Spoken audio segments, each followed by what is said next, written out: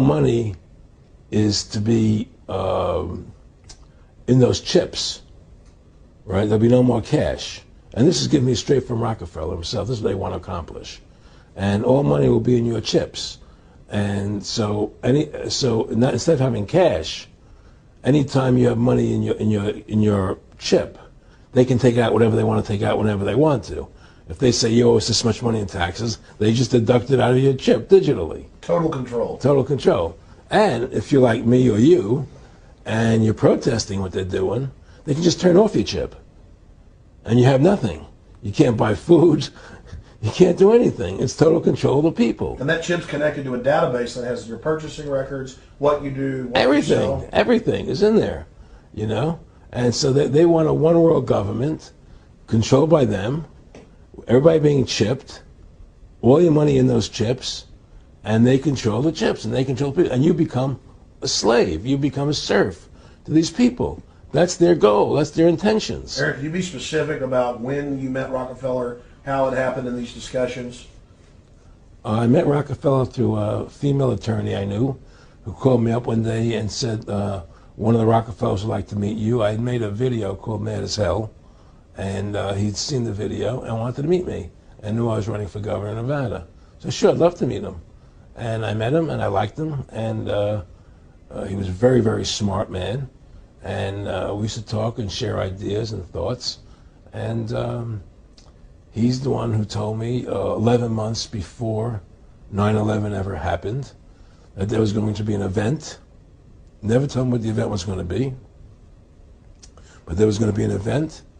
And out of that event, we were going to invade Afghanistan to run pipelines from the Caspian Sea.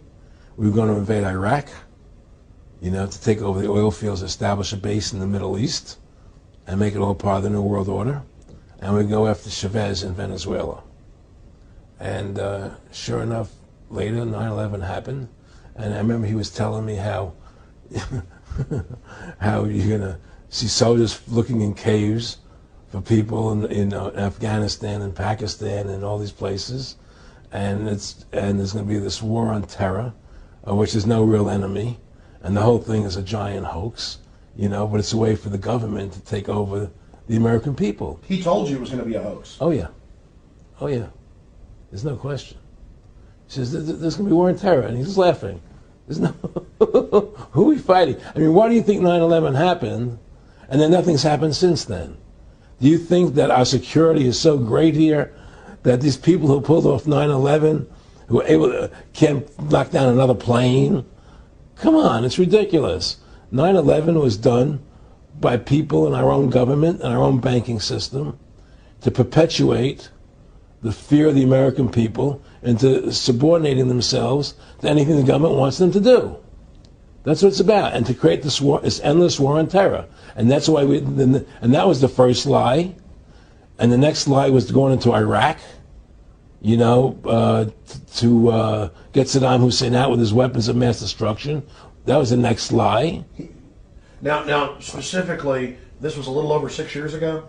This was 11 months before 9/11. Yeah. And Nick Rockefeller, who's a lawyer, he's become your friend over the previous years, and he's saying to you that there's going to be this big event, and then out of that we're going to have a war on terror, and it's just going to go on and on. Right. An endless war on terror without any real enemy. That you can never, so you can never define a winner. And did he say that it's going to be perfect because you can't define an enemy? It just goes on and on? Yeah, because you can't define a winner. There's no one to beat, so it goes on and on forever. And they can do whatever they want. They scare the hell out of the American public. Look, this whole war on terror is a fraud. It's a farce. It's very difficult to say it out loud because people are intimidated against saying it. Because if you say it, they want to make you into a nutcase. But the truth has to come out. That's why I'm doing this interview. The fact of the matter happens to be that the whole war on terror is a fraud. It's a farce. Yeah, there's a war going on in Iraq because we invaded Iraq. And people over there fighting, you know. But the war on terror, it's a joke, you know. And until we discover what really happened on 9/11 and who was responsible for 9/11, because that's where the war on terror emanates from. That's where it comes from. It was 9/11 that allowed this war on terror to begin. And until we get to the bottom root of 9/11, the truth of 9/11, we'll never know about the war on terror.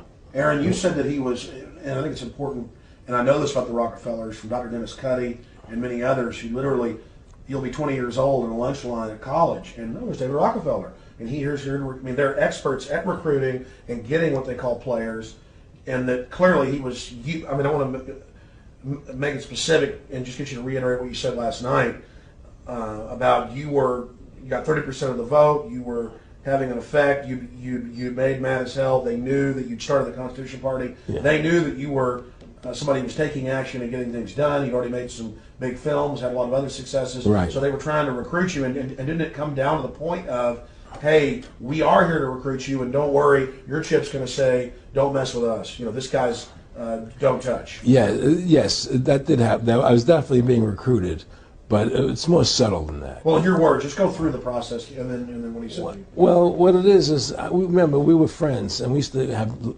come to my house a lot. We'd have dinner, we'd talk, and he'd tell me about business investments that he'd get involved in, or they would help me with this business investment or that business investment. And was I interested in joining the Council on Foreign Relations? I would have to get a letter to join them, but was I interested in that? And, just stuff, leading you on. And I used to say to him that I never really did that because that wasn't where I was coming from. As much as I like you, Nick, your ways and my ways we're on the opposite side of the fence. I don't believe in enslaving people. And he would come back with, "Oh, I do." Or? Well, it would be more like it's better for them. Well, it's more like how do I put it? It was like, what do you care about them? What do you care about those people? What difference does it make to you? Take care of your own life. Do the best you can for you and your family. What do the rest of the people mean to you? They don't mean anything to you. They're just serfs. They're just people. It was just a lack of caring, and that's just not who I was. It was just sort of like cold, it was just like cold, and I used to say to him, what's the point of all this? You have all the money in the world you need. You have all the power you need. What's the point?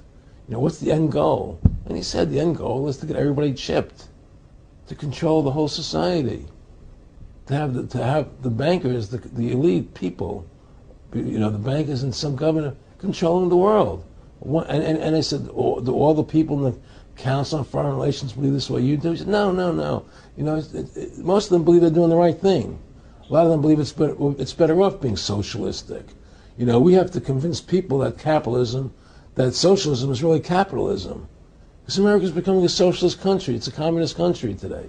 Well, one of the things they told me was that he was at the house one night, and we were talking, and he started laughing. He said, "Aaron, what do you think women's liberation was about?" And I said, I had pretty conventional thinking about it at that point. I said, I think it's about women having the right to work, getting equal pay with men, just like they won the right to vote. And he started to laugh. He said, "You're an idiot." And I said, "Why am I an idiot?" He said, let me tell you what that was about. We, the Rockefellers, funded that. We funded Women's Lib, and we're the ones who got all over the newspapers and television, the Rockefeller Foundation. He says, and you want to know why? He said, there were two primary reasons. And one reason was we couldn't tax half the population before Women's Lib. And the second reason was now we get the kids in school at an early age. We can indoctrinate the kids how to think. It breaks up the family. The kids start looking at the state as the family, as the school, as the officials, as their family, not as the parents teaching them.